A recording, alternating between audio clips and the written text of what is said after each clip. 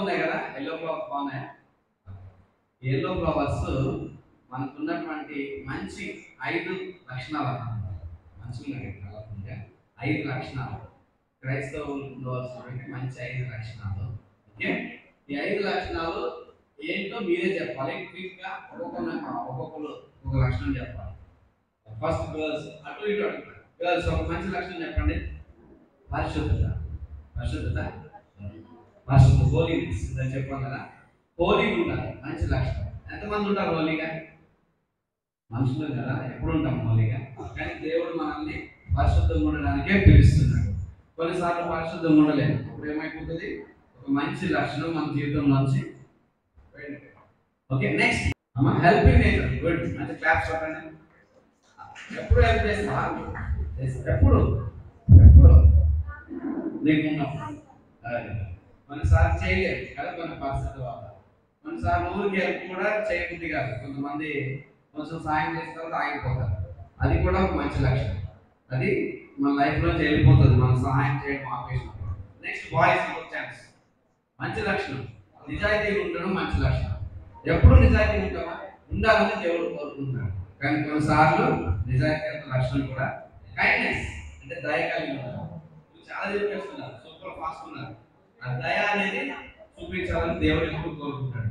కొన్నిసార్లు ఏమైందంటే ఆ దయ అనే మంచి లక్షణం కూడా ఎప్పుడు చూపించలేదు, దయ వెళ్ళిపోతుంది. నెక్స్ట్ బాయ్స్, మీకు ఎప్పుడు ఛాన్స్ ఇస్తున్నారు, లాస్ట్ ఛాన్స్.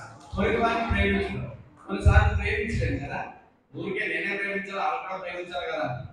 కానీ దేవుడు ఎప్పుడు ప్రేమించమని చెప్తున్నాడు. ప్రేమ కలిగి, దేవుని ప్రేమ కలిగి ఉండాలి. ఆ మంచి లక్షణం కూడా మన లైఫ్ నుంచి. సో మంచి లక్షణాలను వెళ్ళిపోయినప్పుడు మనం ఎలా ఉంటాం? ఎలా ఉంటాం? బోడిగా ఉంటాం కదా. ఇట్లుంటే మన దగ్గరికి ఎవరైనా వస్తారా? ప్రేమించే గుణం లేకపోతే, సహాయం చేసే గుణం లేకపోతే, క్షమించే గుణం లేకపోతే ఎవరు రాదు. ఓకేనా? అప్పుడు మనం దేవుని సన్నిధికి వెళ్ళి మోకాళ్ళని ప్రార్థన చేయండి, ప్రభువాన్ని క్షమించండి. సరే, ఈ బట్టలు చెక్ చేయండి. ఎవరన్నా వచ్చి ఇలా బట్టలు ఏమన్నా చెక్ చేయండి.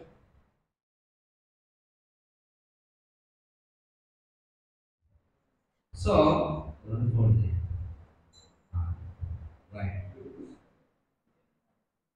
ఇట్లా వెళ్ళేసి రూమ్లోకి వెళ్ళి ఆడవాళ్ళు అయితే ముసుగేసి ప్రార్థన చేయాలి.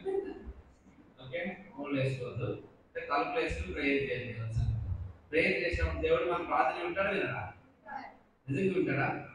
ఎంతమంది యేసయ్య మనం బాధలో ఉన్నప్పుడు, కష్టాల్లో ఉన్నప్పుడు, మనం ఏడుస్తున్నప్పుడు మనం ప్రార్థన చేస్తే వింటాడు అన్నవాళ్ళు చేయొద్దండి. వింటాడా? మనం బాధలో ఉండడం ఆయనకి ఇష్టమా? ఇష్టమా? మనం ఏడుస్తుంటే ఆయనకి ఇష్టమా? ఇష్టం లేదు. ఆయన మన మొర విని, మన ప్రార్థన విని మన కోసం ఆయన ఏం చేస్తాడు తెలుసా? మన జీవితాన్ని